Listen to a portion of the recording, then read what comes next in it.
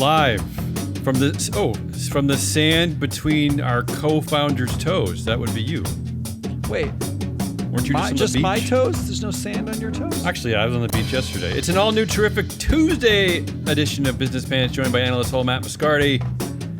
On today's lead independent standing desk, called August 18th, 2026, the Things We Missed game. That's not a game. Yeah, I don't know what kind of game this is. Oddly, a lot happened while you were gone. Our show today is being sponsored by FreeFlow Analytics, the only platform measuring board power connections and performance for free. Ooh, I like that. FreeFlow Analytics. Have you seen the platform? Yeah, just using it right now. I added L3Harris to my portfolio, and which is the top story.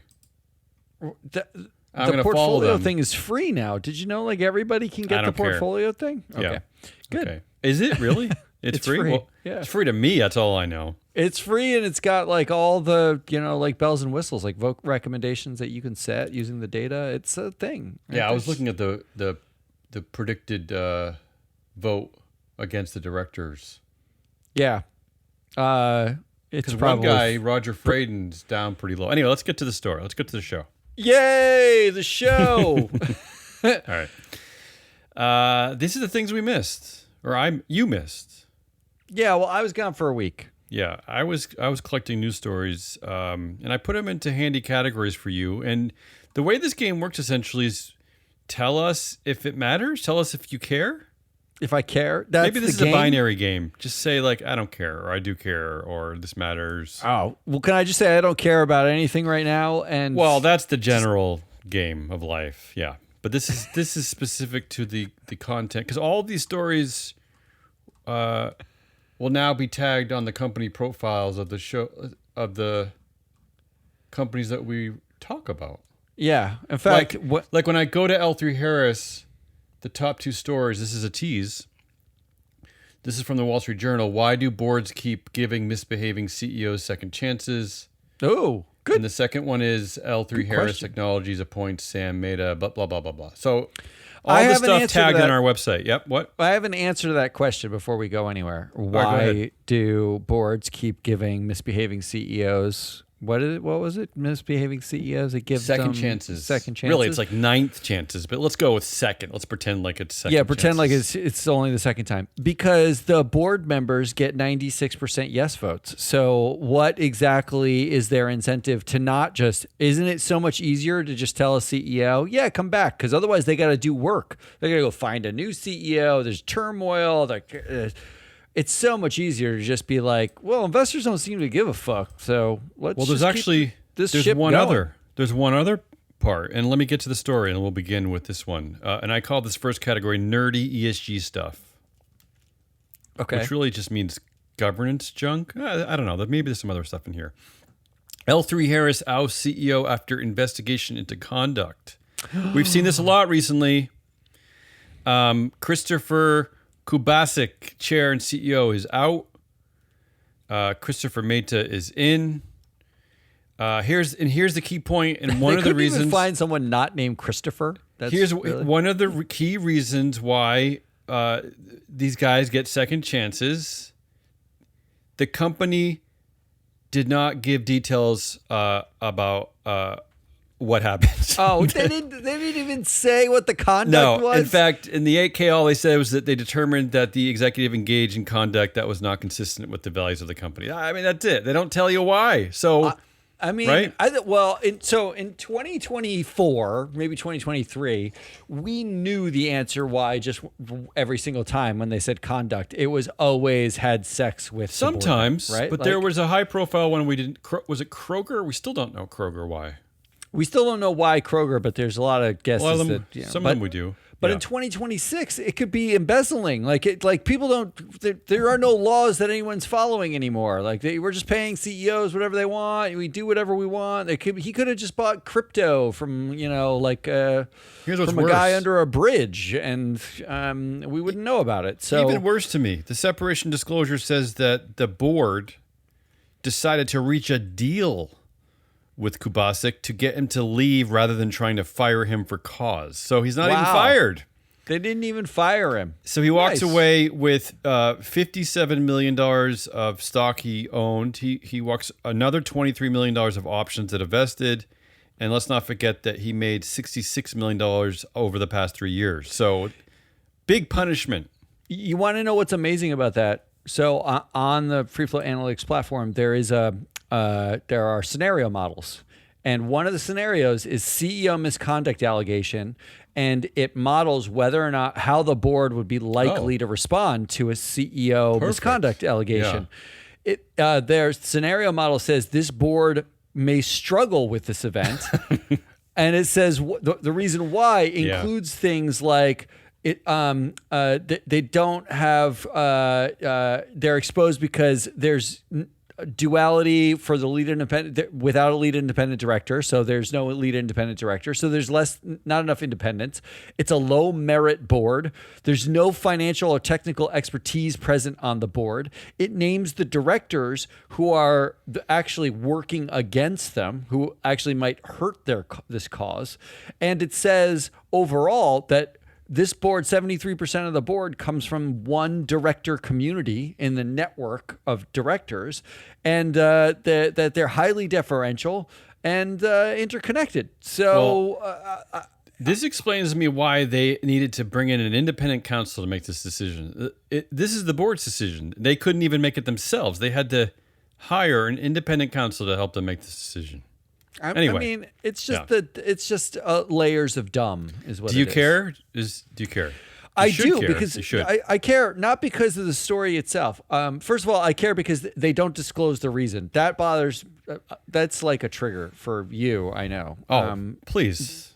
I mean, doesn't this company deal with? It's in the defense space. What does it do? They do defense. Yeah, that's all they do. Wouldn't we want to know? Wouldn't we want to know at this level? It'd be one thing if they were making like rubber bands. I'd be like, whatever. I don't care. I mean, you'd think we'd want to know what conduct the CEO of a defense company was breaking. Like how bad that they had to fire this guy. We know they didn't fire him. Sorry. They had to kick him out. I think we'd want to know. You're right. Is there a level? Is there corruption? Is it maybe made us deal with foreign government? What's he up to? Because the Wall Street Journal is right. They're going to just rehire him somewhere else. And do we trust the fact that they named an insider? Like we don't know. Let's say it was like corruption. Corruption doesn't like stop at the one guy at the top, does it? Isn't that like it takes like a team. A team has to enable corruption. You mean a board? Well, no, they appointed the insider, Sam Mehta, right? Oh, yeah, it wasn't Christopher. You're right. You got me. All right, let's move on. Yeah, so I do care. And plus, it's great this is like free flow analytics wheelhouse. I love it. Well, this is our bread and butter. Harvard reveals $2.2 billion SpaceX holding worth more than half its U.S. equity portfolio. How about that? Harvard and SpaceX. What are you doing? You're fucking Harvard. Right? Like, would you read like Anakit Shaw's Jeffries analysis of the fact that we shouldn't care about governance because the governistas are overly focused on having rights and that you should just buy it because you're betting on Elon Musk? Harvard is betting on Elon Musk now? Not to mention that 90% of Elon Musk's worldviews run counter to the type of education they're trying to teach at Harvard, right? What are we doing? I don't know. What are you doing? I was actually surprised by this one. I care because it annoys me. Well, remember we analyzed who sits on. They call their board members. They call it like the corporation, something awful, like their board. Harvard? The corporation at Harvard, yeah. And we analyzed those board members. It sounds evil. We analyzed them. So is it really any surprise that they're just dumping money into a CEO's lap? But anyway, let's... No. I hate it. I hate it. Bus, here's the headline. We really created a revolution with this one. I mean, now everyone uses this, but I'm fine with it. I'd like to get credit for it, but whatever. But here's the headline. Busting CEO pay curve in 2025. Musk made annual salary of average Tesla worker every 4.2 seconds. Yeah. We coined this. That's the only reason why I care, but otherwise I don't care. We decided to break down CEO pay to amusingly although a darkly evil, amusing. Like when we wanted to know, like when on that first day of the year, it was like before lunch. Like when does the CEO actually make as much as his? I mean, how employee? much of his bagel So has we he broke it eaten down by the time he And of course, we've never seen anything like 4.2 seconds. I mean, that's unbelievable. This is what we knew it was coming. I don't know what we're like surprised, and we have headlines about it now. Like we gave him the fucking pay package. And then another headline going along with this is S&P 500 CEO pay jumps to record as Musk-inspired compensation plans spread, something that we warned would start happening. Average S&P 500 CEO pay reached $340 million. That's not real though. Okay, it's skewed by Musk, but it's still an actual stat. Yeah, don't use the average. Come on. All right, so what do you think? You got to exclude Musk. Do you care or you know about this already? No, because we knew this. Like, this isn't new. We knew this. I just care that they used our headline. I know. SEC to keep hands off shareholder proposals, worrying activists. Yeah, I saw that. Did you know about this? So I did, but to me, is it anything new? Tell me, is there? All right, go ahead. It's new-ish. So right. Last year, they said what they were going to. They basically gaslit everyone and said we're too busy to read all these shareholder proposals. Yeah, like it's your fucking job, but they're too busy to do that, right? Well, I thought, what about AI? Aren't we all celebrating AI? Can't that do it for you? So instead of reading them, what they said they were going to do is they were going to respond to them by saying, we defer to you, the company. Do what you want. Do what you want. Put it on the, like they were just sending out a form letter. Now, literally that form letter took 9 seconds. Like, because all they're doing is responding saying we take no position. That's all they were doing. This, they've said, we will no longer send out that form letter. We won't even respond. What this is. Why is this important? Yeah, go ahead. The reason why it's important is now there will be no disclosure about what the companies omit. Right. Now we won't know what they're omitting, because what we found with that disclosure, because they were disclosing it was all on the SEC website, is they were targeting John Chevedden and Jim McRitchie, and they weren't targeting like woke proposals. Mm-hmm. The things that they were omitting were almost entirely shareholder rights. Simple majority voting, declassify the board, special meetings. Which is important because I'm going to push up the next story. It's important based on the next story I'm going to mention. Go ahead, keep going. Well, so the reality is what we learned was the SEC didn't want to stop woke proponents from doing trans, only employ trans people. What the SEC was allowing was companies to effectively kill shareholder rights by omission, right? Like they just said, no longer, we're going to omit anything that can look like a change to, governance practice that actually is in the best interest of shareholders. We're going to omit those. So we knew that because of the disclosure. So now we won't know that anymore. That seems to be the only change. Do you care? I care about this, not because I think precatory proposals are like the thing we should care about. I care about this because the disclosure is very important. Of course. Like we talked about on the show many times that John Chevedden was unequivocally targeted by companies. And Paul Atkins used John Chevedden as an example in a speech of why the whole system's broken, because he was pushing for too many proposals. The things he was asking for were absolute basic rights in a democracy. Like count the votes, don't have dual class shares, simple majority voting. Right? Like that's a basic tenet of democracy.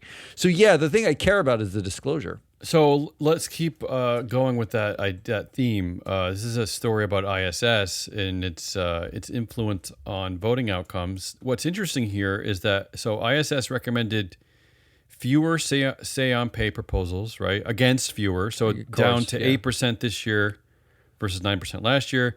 They went down on E&S proposals, environmental and social. 13% this year, down from 15% last year. Although they were at they were supported 46% in 2023 and 24. So I don't know how they dropped so quickly on those.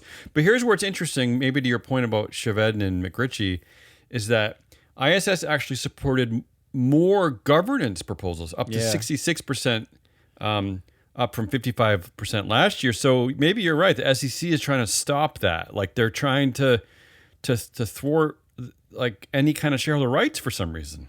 I mean, they're losing the battle to sort of kill ISS entirely because ISS basically sides with management for the vast majority of what they do. Like with directors and pay, every director. 3%. They're opposed 3% of directors. And if you regulate ISS and say that they can't like sell their data and advice, then you effectively are telling every sell side research paper that they can't sell advice either, right? Like, so it's very difficult to do that because no one has to take the advice. You're not legally mandated to listen to ISS. So the other way to do it, the back doorway, is to basically make it impossible to vote for anything that would change the company. So do you care about these stats I just told you about ISS? No. ISS is just so snaky. They're so politically snaky. I don't. Well, that's what the S is all about, right? Like Voldemort. Next story. Let's stay with the SEC. SEC data center ruling is removing a key guardrail from NVIDIA's $500 billion AI financing push. So a staff opinion from the SEC exempts some data center debt from Dodd-Frank risk retention rules, making AI infrastructure financing more attractive to sponsors. So why? Right? And I don't know why. This is a sneaky, quiet ruling. I know because there is no reason. Gus, who lives like in central Iowa, does not give a shit. Like, there's no way to make a person give a shit about this. So the country is pushing back on AI infrastructure while the government is doing everything it can to break apart regulations to let it happen. But it's not the AI infrastructure is not the problem. The debt is, right. Like effectively, they're saying you don't have to count the debt. Like it doesn't count as debt. I don't know. I don't get that one either. What? Why? Why? All right. So you care, obviously. Yes, Next one. I care about that. Treasury scales back scrutiny of U.S. shell companies. Trump administration will not enforce reporting requirements of the 2021 Corporate Transparency Act, which was intended to crack down on money laundering. I feel like the thing that's best, that Trump does best, and this whole crypto world, the whole VC world, the PE world, whatever, what we've done best is we're in a golden age of like money laundering. That's what I think. It's a real win. It's like Kalshi and should we start money laundering? Yeah, all the betting and crypto and all like you don't like the shell company. You don't have to report. It's all wonderful. Why don't we have more shell companies? Like why don't we do that? I know. Why can't I'm with you. Like I open up a company in the Bahamas like under my kid's name for like $10. Oh, what are we waiting for? And then like have that company start another company in Ireland that starts another why can't I do that? Like let's do it. No, you can. It's easier now. So do you care about this scaling back scrutiny? No, I can't say that this is just so obvious that it was always going to happen. Here's another obvious one. 25 groups urging Supreme Court to kill climate case have ties to oil companies. What? Yeah. Look, it's worth pointing out. And not only that, you got to say it. Just like the hate, I call them the hate shareholder proposals, like the anti-DEI, anti-woke, anti-ESG proposals. All of these different entities are filing briefs that make nearly identical legal arguments. They're all copying and pasting from each other. They don't even come up with it themselves. I mean, again, just another like sad, corrupt way to subvert our democracy. It's just. So I don't care about this mostly because I care about that we know about it, but I don't care about it because it's so obvious. But they're just so lazy. Instead of Control-C, Control-V, can we just do something else? Well, or just put words in it. Plus, don't they know the Supreme Court they're dealing with? I mean, do they really even need to? They don't need to. You wouldn't need to even file a brief. Yeah. Here's an interesting one. Activist Sevian calls for higher pay for UK board members because they want to attract better directors. So they want to pay directors more because they're suggesting that the directors we have now, I guess, suck. They want better ones. Sure. I like this one. I like this in theory, except I like that the inference. Don't investors have to vote against the directors in order to like?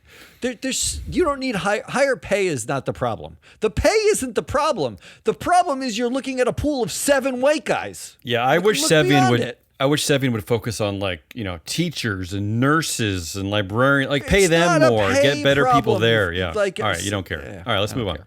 Next category, AI stuff. I have a few AI stories. Already don't Luckily, like not a lot. Luckily, not a lot. Anthropic. People are already mad about this one. I don't know why. It makes sense to me. Anthropic is embedding invisible watermarks in Claude text and images. Good. Doesn't that make sense? Why are people angry? They're already angry now that they're. I think the press secretary, what's her name?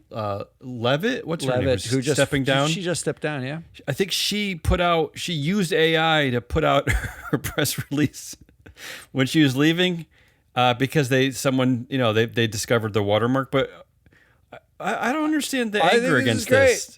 This is great because now we know which one of you fuckfaces are Right? not writing anything yourself. Yeah, I don't get the pushback against this. All right, you like that one. And like that. finally, OpenAI's head of ethics suddenly leaves company under mysterious circumstances. That's Chloe Bacallard. She's been there for less than a year. And then there's an ongoing OpenAI talent exodus this year, including Chief Revenue Officer Denise Dresser, COO Brad Lightcap, CEO of AGI Deployment Fiji Simo, Chief Marketing Officer Kate Rausch, et cetera, et cetera. At least 12 so far. And then Greg Brockman, the president, this number 2 in charge, goes to CNBC and says, it's fine. It's not that atypical. This is what happens. When you use like a double negative, not that atypical. Right before like, an IPO, isn't this extremely atypical? Right before an IPO, also people are an bailing. IPA if you're having a nice cold IPA. I mean, what the hell with OpenAI? The only thing that stood out to me in this story, I don't really care about this. I'm glad. I want them to go down in flames. But the only thing that stood out for me is Chloe Bacallard left OpenAI after leaving Meta. She came from Zuck. OpenAI is now worse than Zuck. Like, she left Meta for OpenAI. She got there and she was like, holy shit, the ethics over there sucked. This is bananas. I'm out. I like it. Okay, so I guess you do care or you don't care about that? I don't care. Let's go to billionaire stuff. So a few days after Jared Kushner, like he's the son-in-law of Donald Trump, a few days after his brother tried to privatize FIFA, right after the World Cup, which brought the world together, the Kushner family decided, let's privatize it and ruin it. A few days after that failed, he and Bob Iger, one of our favorite CEOs, former CEO like 25 times of Disney, are suddenly buying the Los Angeles Lakers, the basketball team, for almost $13 billion. I care about this because mostly I want to know where Bob Iger got like access to $13 million. Or $13 billion.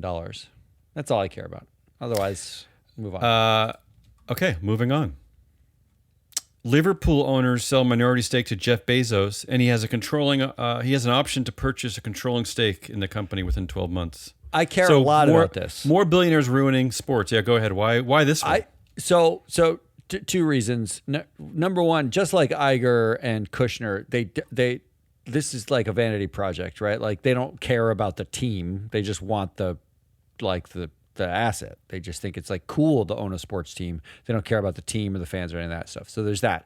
The thing that bothers me the most about this one is Jeff Bezos, unlike Bob Iger and Josh Kushner, Jeff Bezos came out and said, it's really difficult to do philanthropy, to optimize your money, to give the money away in the right way, to have a big impact. This is a man who built a yacht in a place where they had to remove an ancient bridge to get the yacht out. Yeah, right? the yacht was too big. He could care less. Like Mackenzie Scott has spent the same amount of money Jeff Bezos spent buying Liverpool, like helping homeless people and women's health, right? Like it's unfucking believable to me that Jeff Bezos, we look at him with any degree of awe or wonder. What a fucking asshole move. Like, you're going to go buy Liverpool after complaining last year that it's too hard to give away your money. Well, it's easy when you want to buy a vanity project, you asshole. Move on. Plus, what's the deal? The investment consortium is called 1892 Holdings. What's that all about? Why are we always naming our things after like back when there were no rights to anyone but white men? Why are we always doing that? What is 1892 Holdings? Anyway. I don't know. So finally, one more in billionaire stuff. It seems like Bill Gates' daughter may be in serious legal trouble. This was a weird story that broke while you were gone. Phoebe. Okay, well, let's backtrack a little bit. Remember Phoebe Gates? She's the daughter of Bill Gates. Said she wants nothing to do with her dad. She wants to prove this is all her. She's not a nepo baby. This is all her, right? Like now she has this shopping app of all things. It's like. That kind of crushed me a little bit. I'm like, well, maybe she's doing something good for the world, at least. A shopping app? This is what we get from the spawn of Bill Gates, a shopping app. So there's allegations that she's doing something called cookie stuffing, which I really don't understand. I'm trying to get it. It's digital credit stealing, where basically it's tracking you, whatever you do, and it's taking credit for sales that you didn't actually get. I don't really get it, but it's so bad that the U.S. considers it wire fraud. So this is a serious deal. She originally said it was a bug, a mistake, but then there have been already leaked internal messages showing that Gates and her co-founder were discussing auto dropping cookies to artificially boost revenue. So she's lying about her revenue already. This is what you do, I guess, when you don't want to be seen as a nepo baby. You cheat. You lie and cheat and steal. There's another article that along with this, it said Phoebe Gates took a secret Stanford course on controlling society and used it to recruit for her startup that's now facing accusations. So there's a lot of weird stuff going on with Phoebe Gates. Do you care? I don't. Okay, let's move on. Let's go to Meta. A lot of Meta stories. I think we're making pretty good time because we're going to have some speed rounds at the end. A lot of Meta stories. Meta faces astronomical consequences as legal fight reaches critical moment in California. I think this case might start today. It's a trial involving a coalition of 29 states. Basically, this is stemming off the stuff we reported back about that happened in New Mexico. Basically, holding Meta accountable for addicting kids, addicting children to their stupid products. The state attorneys general are seeking up to $1.4 trillion in penalties and to change how Meta operates. Do you care? You should. I love this. Yeah. Imagine if you didn't care about this. I mean, first of all, I love that like among the states, like it's almost entirely Democratic states, except for Kentucky. Yeah, Kentucky's actually one of the lead. Although Kentucky now oddly has a Democratic governor, Andy Beshear. I don't know how that happened. Yeah, I know, but like I just love that like, you know, like this is one of the few things we agree on, that no one likes Mark Zuckerberg. I like that we agree on that. Yeah. How about the fact that this meanwhile, just this morning, I had to add this, just this morning, OpenAI launches ChatGPT for teens. Oh, cool. Finally, you're cool, Sam. In the shadow of this potentially like massively consequential case of like, you know, stop addicting our children, ChatGPT thinks it's fine to launch a product for teenagers. I mean, really, Sam Altman, I don't understand. Do you care about that? The worst part is it's better than what was happening already, which was they were just using ChatGPT with no guardrails at all. Oh, so sure. This supposedly has a guardrail on it. I hate like that. Teenagers won't be able to bypass a guardrail. They won't. Yeah, they won't. You never jumped a wire fence when you were a kid. Instead of typing in ChatGPTteen.com, they somehow can't figure out how to write ChatGPT.com. I mean, think of how many times as a kid, we're older, how many times as a kid did you like cut yourself jumping over a chain link fence, not even knowing what would be on the other side, but just to be on the other side? Because the fence was there and it was climbable. But you're willing to bleed so for many it. times.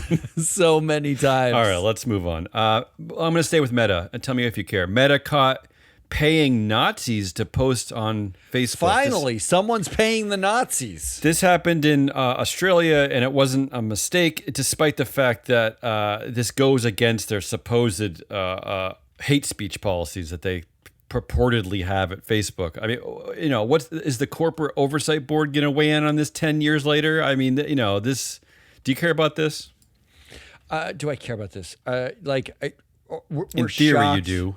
Yeah. We're shocked that Meta's paying Nazis. I mean, the only difference is now we know that they paid Nazis, where in like 2016, where they tried to foil an election, we had to find out from Cambridge Analytica that they were basically using Nazis. You know why this matters is that I read yesterday that the far right in Germany, speaking of Nazis, the OG Nazis, the far right. There are all OG Nazis, yeah. The far right in Germany is in one of their departments there is about to take over power for the first time since World War II. So this stuff might matter. It might. Somewhere, yeah. Yeah. I just love reporting these stories because I tongue-in-cheekily love that there's nothing that Zuckerberg can do that will make people delete their apps. There's no story I can tell you that people, they'll say it's awful, but they're never going to quit themselves. Forget it. Yeah, they're not going to. Yeah. There's all these stories that you missed. Zuckerberg's yacht allegedly refused Coast Guard calls to help stranded boat despite being closer. There was a big story. You saw this? I saw that while I was away. Big story. The way it works in the maritime is that the closest vessel helps the other vessel, and of course Zuck's yacht didn't help. And Zuck's excuse was, we didn't hear it. We didn't. Our radios were off. I don't know what he said. Do you care about that one? I mean, he's just so hated. It's just so comical. So much that when the yacht finally pulled into harbor, people were actually there booing. He's like a comic book supervillain. Yeah, he is. And he's such a man baby. I don't. It's like. Oh, you don't care about that one. Okay, next one. Move on. Zuckerberg said AI's biggest risk is one entity with too much control. They're all saying this now. Finally, somebody said it. Yeah. We wouldn't want I know Sam Altman said it last week. That Zuckerberg is as he's putting in $160 billion of his own money into making it stronger. He's so obviously what was it? You ever see the Disney movie Beauty and the Beast? Maybe when I was a child I was forced to. Do you remember Gaston in that movie? I absolutely do not. So he had a sidekick who just did whatever he said and followed him around. Igor type. Isn't Zuckerberg the tech bro sidekick?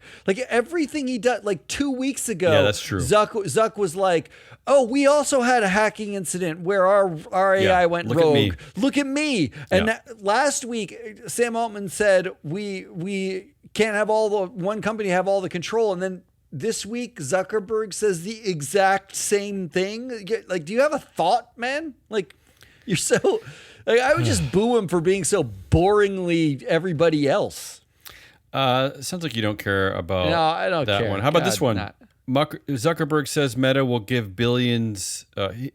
a 24/7 personal super intelligence as he lays out AI vision in yet another manifesto by one of these college dropouts. So that's his vision, is that we're all going to have 24/7 personal super intelligence companion. I don't know what the hell. He claims that he has something set up in his home that watches him and his family do everything, including reading to his children. He's very excited he's rooting out the disgusting, filthy pig of a human race. He's really excited about wiping out the humans. It's really exciting. It's exciting for Zuck. He's excited to have all the money. You don't care about that one, yeah. There was a bunch of news headlines about Zuckerberg's manifesto, and I actually saw the headlines, didn't read the manifesto, and thought, "Oh man, I'm missing this."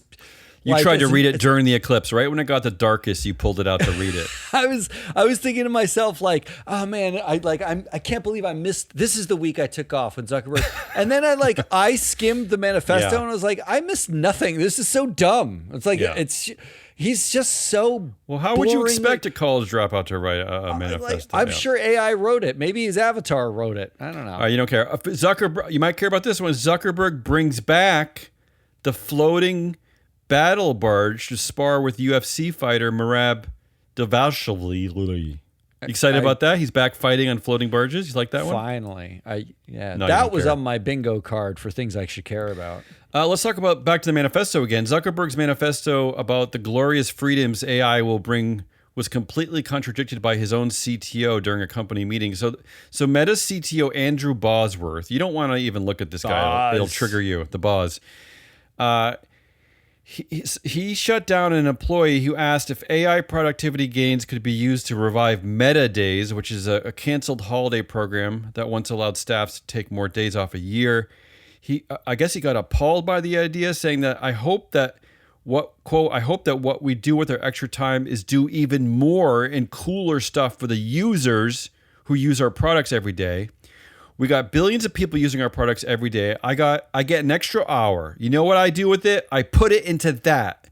And then he dug his heels even further, saying that he said, go to your parents and ask them, hey, like every time I get a chance to talk to my boss, ask me if I can have more days off. Ask your parents what they think of that as a career strategy. So he was personally insulting him for his work-life balance question. Yeah, this guy wanting like a day off once in a while. But I thought AI was supposed to like free us up. I don't understand. Well, not Elon that guy. Elon Musk thinks that we're not going to be working and there won't be any money. I mean, but the boss is like, hell no.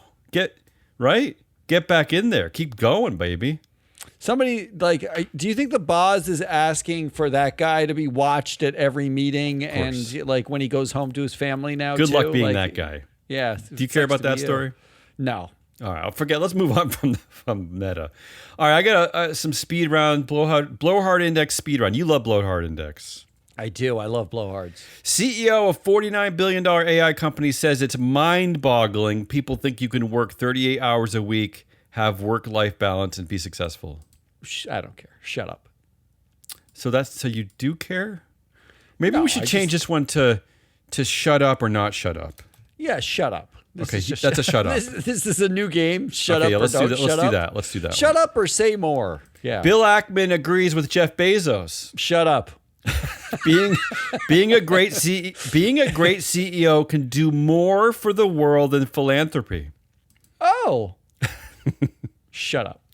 Yeah, I'd like to see the data he has on that. Corcoran Group CEO says Gen Z's housing market struggles mirror what boomers faced 30 years ago. Stop buying Starbucks coffee, she advises. Oh, it's your fault. Yeah, it's all our fault. Why would she even say that? I was just talking to my mom, who was able to buy. She was a teacher, a lifelong public school teacher, able to buy a home in the town which she worked. The house was $59,000, right? Which was reasonable compared to her terrible salary at the time. Now that house is worth well over $1 million, just because. I don't know why, actually. Nobody knows why. So, which means if you do the math, she absolutely could not live in the town where she teaches. And Starbucks has nothing to do with that. So why is she saying that boomers had the same struggle? I don't what the hell? Why? That's just a complete gaslight. All right, so here's the worst part. Yeah. The median home price in the United States is $502,000. Jesus. If you spend $6 a day, 5 days a week at Starbucks, you've spent $1,560 per year on Starbucks. You would have to save your Starbucks money for 322 years to buy the median house in the United States in cash. What the fuck are you talking about? Why not just be honest about it? It's not a Starbucks problem. It's that the CEO of Corcoran Group is probably making several $1 million a year, while the lowest paid person on her staff is probably making 300x less than her. That's the problem, not your fucking Starbucks addiction. I don't know why they keep going back to the Starbucks idea. Everything is designed to make the lowest paid person addicted to shit. Yeah, right? that's true too. Like everyone's addicted. Like you have your Netflix, you've got your sports, you've got your Starbucks, you've got your everything's like high fat. Instagram, your McDonald's, your Instagram, your TikTok. Yeah. Everything is designed to addict you. Your FOMOs, you got to travel to Tokyo, whatever it is. I mean, it's unbelievable. All right. So this is like a That's double a shut up. Can I double shut her up? I can do that. Yeah. Okay. OpenAI's CFO insists AI will not replace judgment. Insists. No, say more.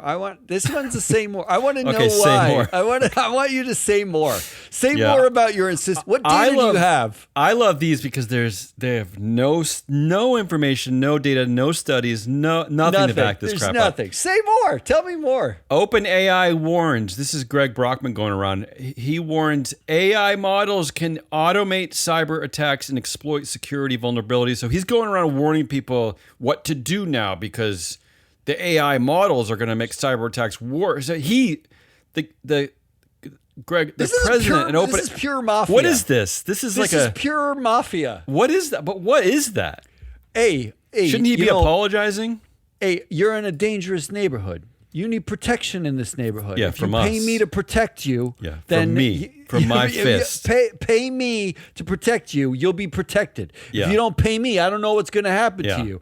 I might break in and take your shit. Greg Brockman's basically doing the exact same thing. We built a model that's going to break everything. Now gonna pay break us everything. to protect And you look from out. the model. Yeah. Like, isn't it your model? Isn't it your model? Now they're that's warning breaking about everything? now they're warning about the models. And they're warning about themselves, saying we can't have like a concentration of power and monopoly of AI. Like you can't let us be us. We need at least 5 families in this town.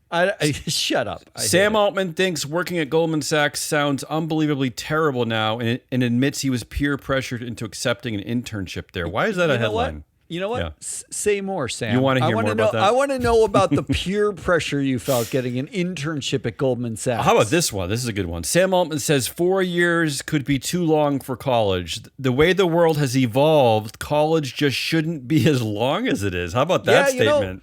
Frankly, the no studies that he's citing suggest that you should learn in less time now. Yeah. So say more, Sam. I want to hear what everything Sam has to say. Guy's a genius. I love that now he's like an expert in education. This was always the number one complaint. Back to my mom.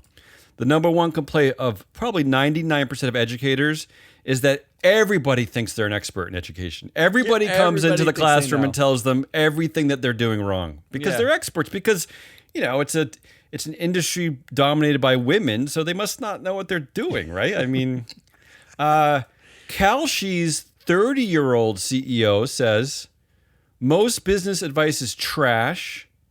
He doesn't read management books or listen to podcasts. Quote, I'm going to make it up as I go. Yeah, finally, a guy who's just saying it like it is. Say more. That sounds like a say more. Say more. Say more. Tell me more. Just make it up as you go. I'm excited for that. We are. If there's any reason why anyone's confused why I'm desperate for women to take over power for 100 years, that quote right there is, I'm gonna make it up as I go. Anyway, how about this one? Paramount. This is the Ellison boys. Yeah, Ellison Nepo baby. This one's crazy. Paramount demands $1.9 billion from states, citing Warner deal delays. They want the states to pay them because they had a clause in their contract that they'd have to pay a massive fine every month if the deal doesn't close.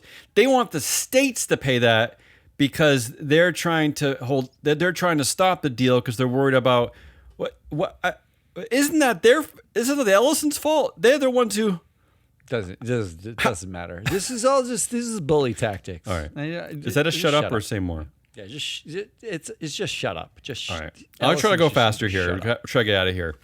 Airbnb CEO Brian Chesky says AI writes. Shut up. Yeah, I know. AI writes 60% of its code, and sustaining founder mode is the key to winning in the age of AI. Founder mode. That's a shut up, I think. Yeah. Yeah. Why do we still need to win? Doesn't the world need less winners and more like problem solving? Win, lose, whatever. The founder mode is just such a beer can crushed to the head of a tech bro nerd. That's all it is. All right, next one is from Richard Tice. He's a right-wing UK politician. He's head of the Reform Party. he worked for a company called he's a house building guy who worked for a company called the Sunley Group. He was the CEO there, a company founded by his grandfather. He said, here's the headline: far right UK politician says people should enjoy climate change. It's warmer. Say more. It's warmer. Say more. I love when a Nepo baby steps up and is like, hey guys, you're not doing this right.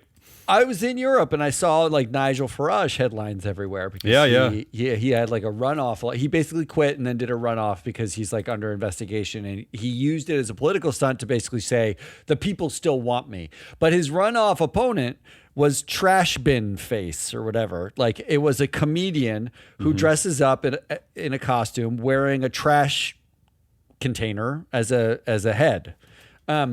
And Trash Bin Face, so Farage won. Everybody knew he was going to win. He was basically unopposed, except for the fact that Trash Bin Face, who usually wins about 1% of the vote, got 27% of the vote. I am not kidding. I thought you were going to say 3%. So 27% of the vote.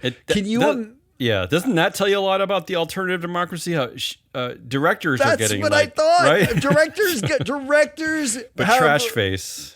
Trash Face is it's unbelievable to me. It's fabulous. All right, finally, in my blowhard index, Mark Cuban tells Ro Khanna, you don't understand business, threatens investment shift over billionaire tax. So all the billionaires in California are really getting heated over this billionaire tax. They really don't want to be taxed. So say more or shut up. Shut up. I don't, leave policy to the people. And then finally, let's try to end on a good note. Another speed round. People and things maybe not to hate. Tell me if you hate or don't hate this. Oh. Mackenzie Scott has given away $26 billion and rarely speaks publicly. Thank you, Mackenzie.